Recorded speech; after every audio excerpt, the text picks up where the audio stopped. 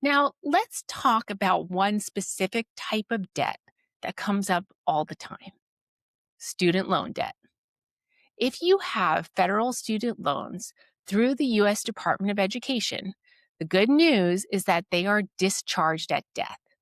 According to the Federal Student Aid Office, if your loan servicer receives acceptable documentation of your death, such as a death certificate, your federal student loans will be forgiven. But what about private student loans? Private student loans are more complicated. What happens after a borrower dies depends on the specific loan agreement and the lender's policies. Some private loans are discharged at death, others are not.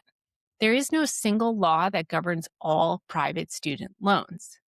If there is a surviving cosigner, that person will often still be liable, so it's critical to read the fine print. But there is a very important exception to that general rule.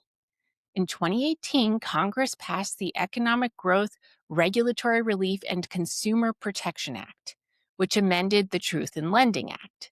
This amendment releases cosigners from their obligation when the student borrower dies.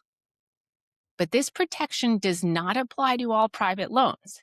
It only applies to private student loan agreements entered into on or after November 20th, 2018.